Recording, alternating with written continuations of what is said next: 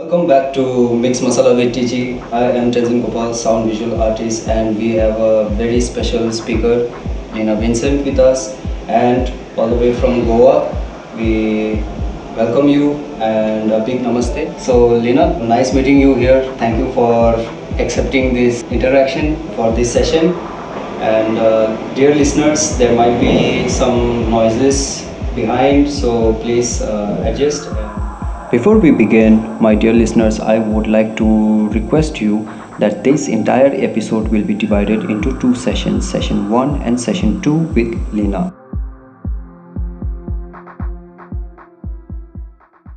Namaste and good afternoon. It's so lovely that you came all the way, and it's great to meet you too.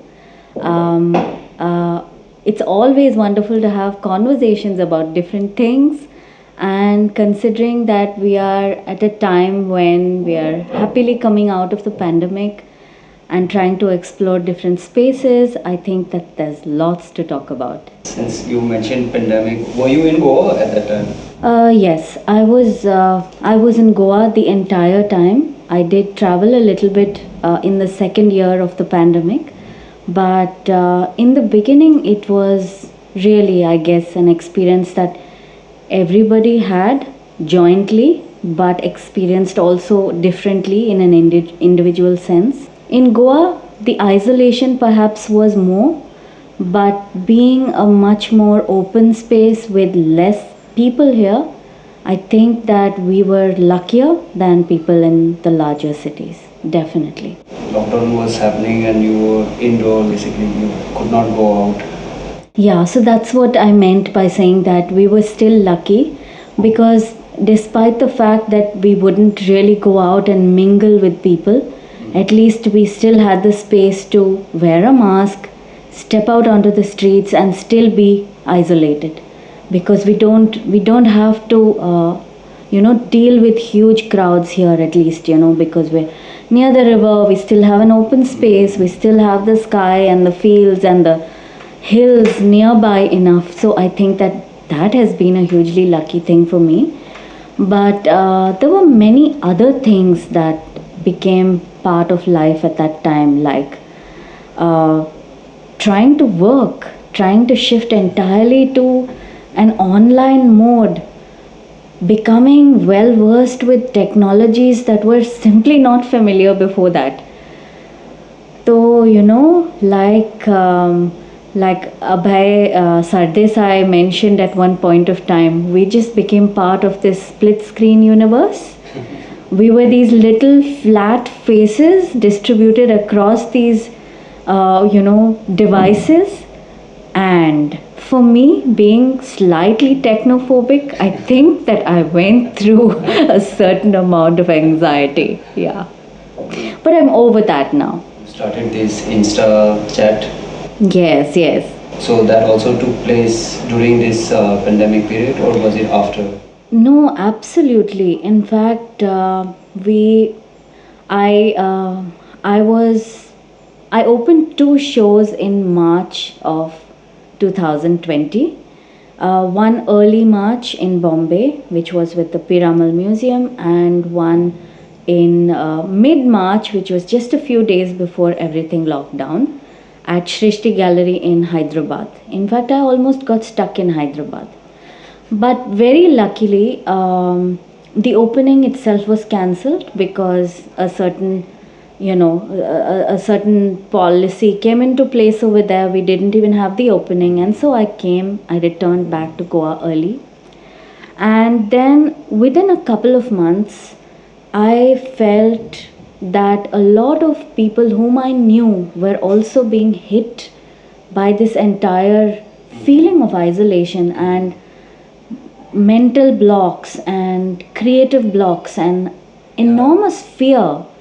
We did begin to hear about deaths in different parts of the world and so on. And I thought that this is what I can do. This is what I do. I spend time in artist studios. I am constantly talking to people. I am understanding what they're making, what they're thinking, what they're creating.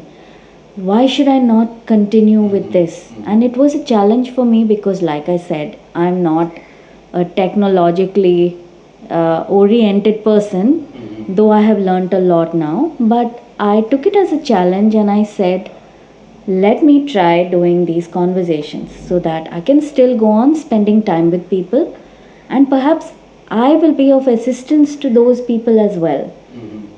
So I am like, I've done about around 40 conversations until now in these 2 years, and I think that there are a lot of people who, if they don't listen to it on that day, they come back to it, they listen to it, they come back to me with different sorts of responses. They feel happy to be knowing about people's processes when sometimes they don't get to know. Because what happens is when you go to a gallery and you see a finished product, it's a finished piece, but it contains within it probably years of the artist's thought, an entire process, several positions of trial and error, and an entire history which does not come through. So when I have these conversations and people are able to talk very comfortably, like चाय के साथ हम लोग बैठ के बात कर रहे हैं, तो it's so comfortable to simply discuss anything. And that's how the entire thing has gone about. I would totally agree a lot of things that you had just shared, because me as a practicing artist in Baroda at that time, but then I somehow managed to sneak out. I just ask for lifts and hitchhike and go around, because transportation was open, right? The road for trucks and all these were open, and for train you still had to give that that PCR. Yeah, RT-PCR. That report, and I did not want to go to any sort of hospital or clinic, because I think that was like a place where it was very concentrated, this. So, and I have phobia, how do you say? I cannot go to a hospital because I feel scared. Is it? Yeah, so because when I just enter the hospital, the entire white and the smell of Dettol and everything makes me very uncomfortable and makes me feel very restless, and I really don't enjoy going to these sort of places. Right. So I managed to somehow travel around. So I'd again gone to Udaipur for a few days, and then somehow got some project here in Goa also. So I'd come down to Goa, and then from here I'd gone to Bangalore, then Bangalore to Pondicherry, and then I'd again come back to Bangalore because train was not possible. So, and then from Bangalore to Baroda by bus.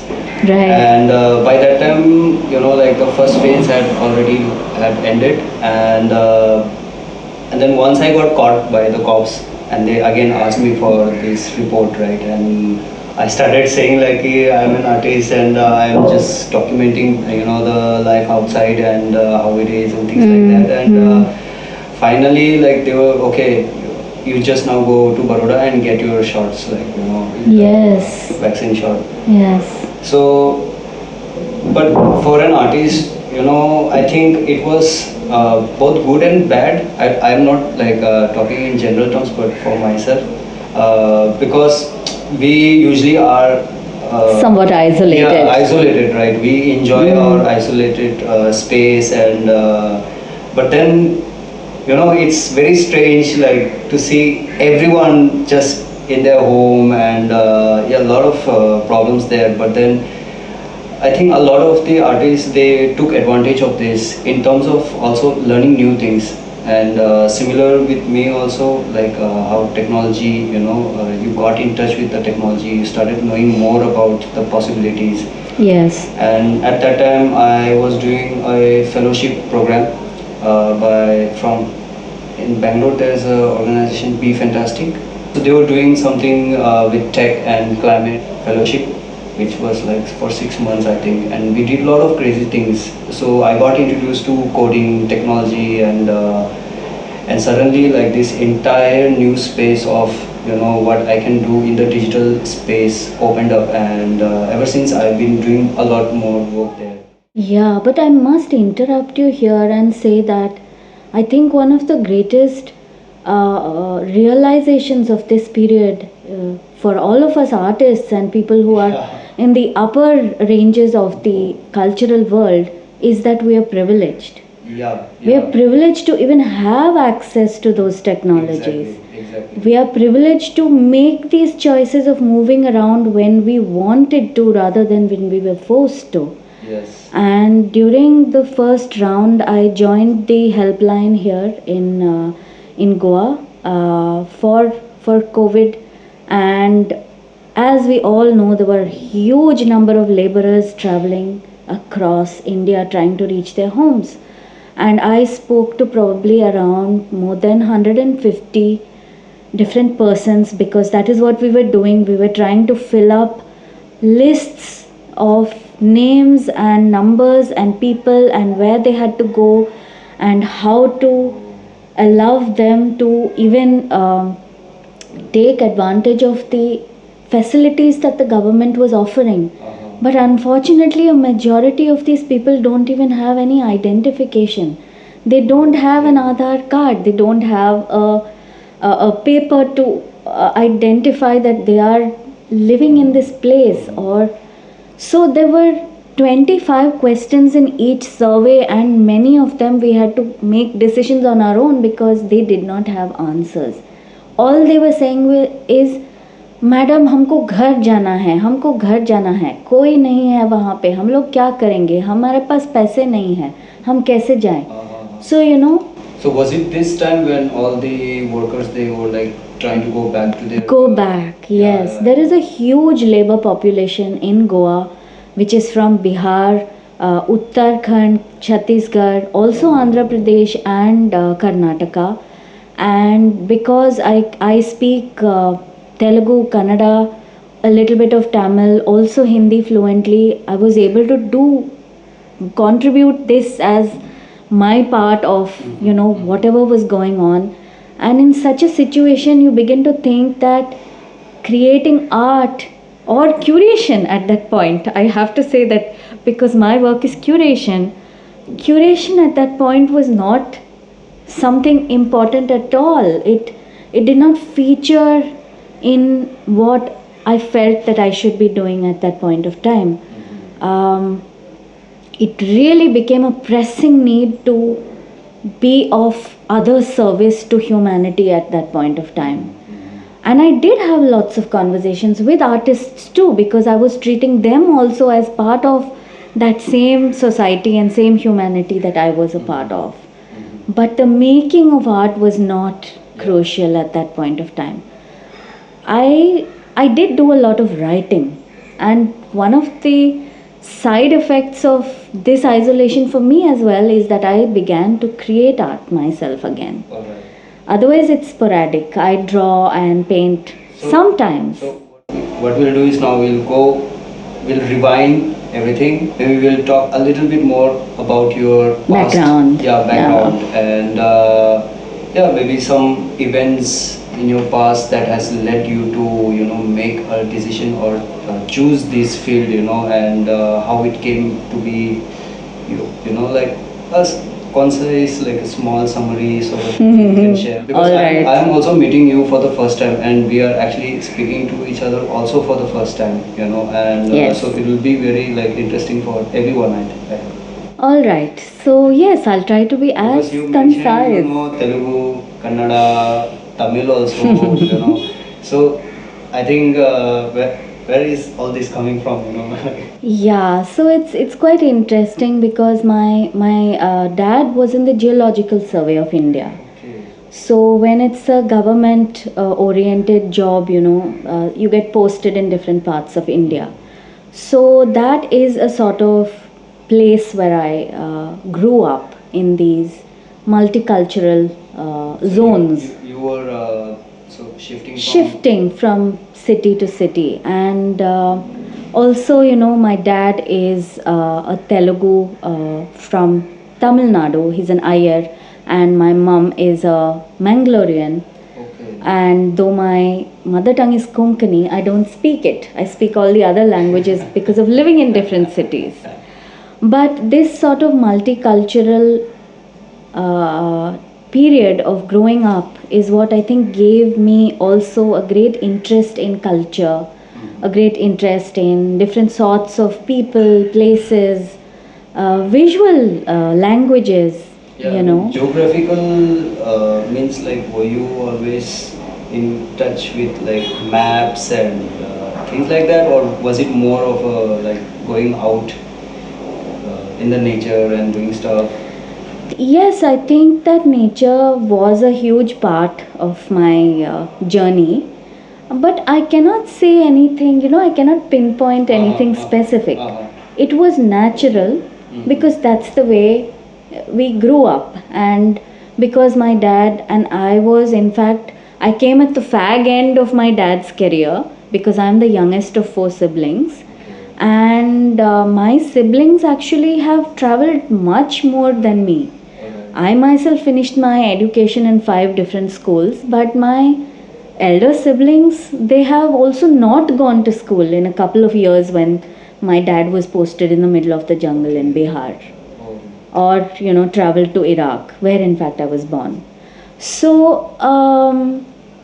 it was a very organic process, but I do realize in retrospect that it gave me a kind of comfort in being wherever I am and doing what I needed to do without feeling a huge sense of I have to start over again.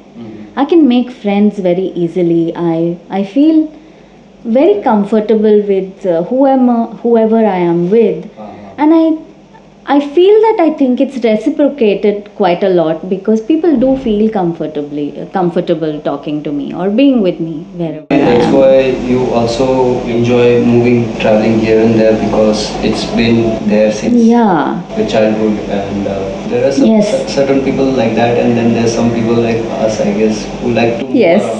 Regardless Totally. of whether we have work or not, we have to move around. Otherwise, it's Absolutely. I would suffocate if I had to stay within a space, within a cubicle, if I had to work within a cubicle.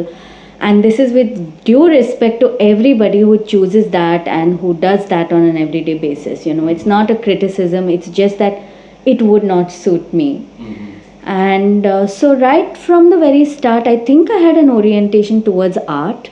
And at that point of time, my dad decided to buy a farm outside Bangalore and move to Karnataka.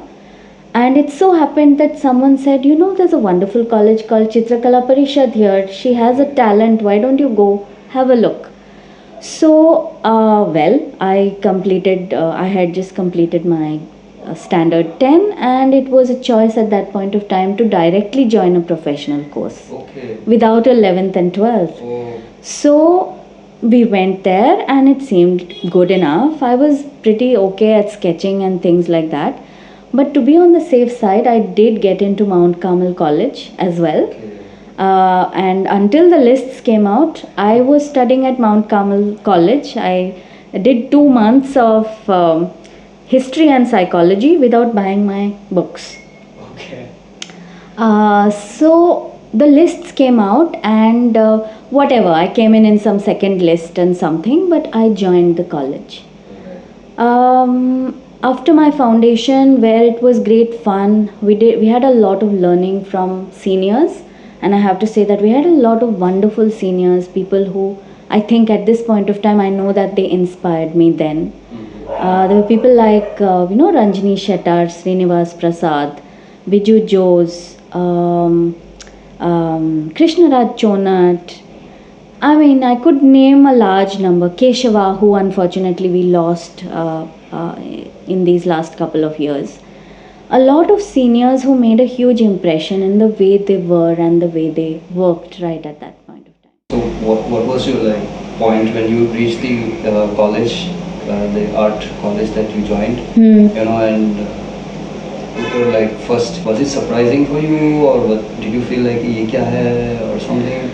Yes, it was in fact a quintessential artistic space because at that time, the jhola carrying and the kurta wearing, um,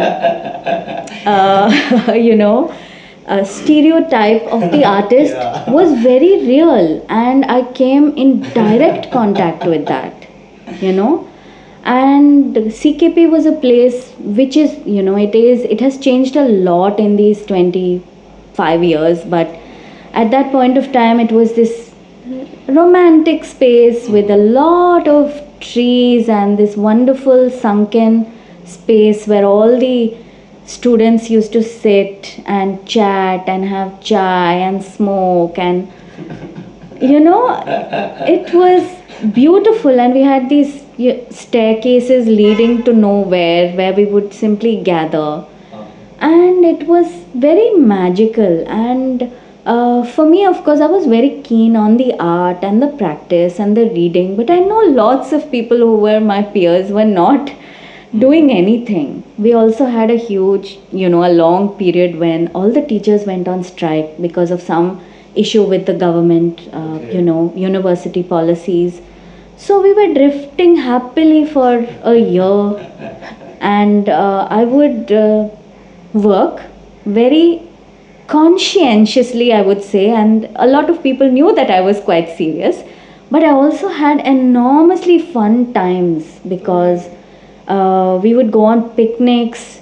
I had friends who were from different colleges, so I would spread my week out spending time with people in different spaces and different streams of study. Okay. So I would be in Bishop Cotton's for 2 days, I would be in Mount Carmel's for 2 days, I would be in my own college for 2 days, and I would enjoy myself in this kind of space of learning, Your narration also takes me back to my first year, like when I was joining MSU.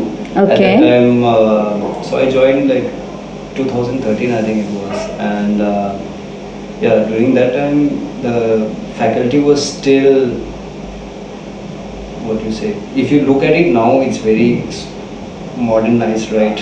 The government wants it now all modern and all Yes, this. But yes. before it was still like a little jungle, and you would have a lot of right next to this culture department, you have like these huge old tree trunks, just left there so that if students need something to carve, they have these things, and yeah, the way you described kurta and chola, and yeah, it's really But I have to say that this is between 94 and 2001, so it is, quite, it's more in the past, but you understand Yeah. what I'm saying. So, this was the period, and then I decided that I was really keen on printmaking because Vishwambar, who was the principal at that time, had really energized the printmaking department, and I really respected the artists. So- I mean, the students who were working there. So even at that time, did you have different departments or were they all together? No, there were different departments. different. So we, after 2 years of foundation, we had to make a Okay. choice You of had specialization in one of the streams. I hated applied art altogether. I just could not bring myself to do things with specific measurements. I loved printmaking because I loved black and white, and like I said, I was also seeing a lot of artists doing some fantastic work. They wanted me to take up art history even in my bachelor's, but I wanted to spend my time in a practical subject. So I continued with a great interest in reading. I had a very good art history teachers at that point of time, and I continued my interest. I knew I was very keen on the written word, in contextualizing of art, in writing about what art is doing. But at that point of time, I wanted to practice. So I did my bachelor's in graphic printmaking under people like Ajit Dubey and Sridhar Murthy. I enjoyed etching and I learned viscosity. I did lithography. I did a little bit of screen printing, which I didn't like. Would you agree that, because you were engaged in the practice, the practical aspect of doing things has also somehow helped you in working as a curator. Oh, yes, I Sometimes think it's an advantage. because now curation also is a very wide space, right? My best friend, my roommate actually, Pranay Chakraborty, he was also in art history. So we would have a lot of conversations. Right. And before he started his art history studies, when we first met and we became roommates, we would have a lot of debates about certain things, certain aspects, because like one, there's the doer who's doing things and Yes. making things, and then how sometimes the process changes the entire narration also. Yes. When we first begin, we have like this idea, okay, we are going to do this and this, but then the process suddenly takes you to another level, and changes almost everything also, sometimes. Completely. So, and now you have curators who are also coming from not just the visual background.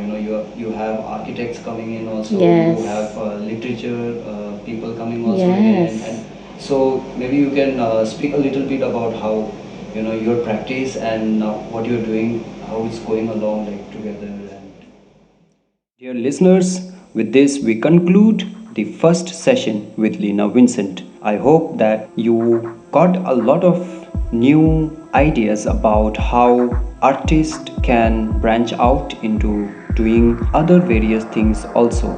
If you are one of these person who are interested in reading, writing, and maybe enjoy curating, I think this is a wonderful episode to listen. And this is one of the main reason why I really wanted to have this podcast done with her, because I think it's very interesting the kind of perspective she has in regards to the upcoming young generation artist. Hold on to your chairs and stay tuned for the next session with Lena. If you have any questions, if you have any comments, if you want to add something, you want to share your stories, please do email me stenzengopal@gmail.com, or me up in my Instagram page, or you can also click that message button in Spotify in order to get your queries answered. You can also get in touch with Lena Vincent through her Instagram page, Facebook page. I will be sharing those links in my blog. Be sure to check them out. Thank you for your immense support. Follow, subscribe, and see you in the next session.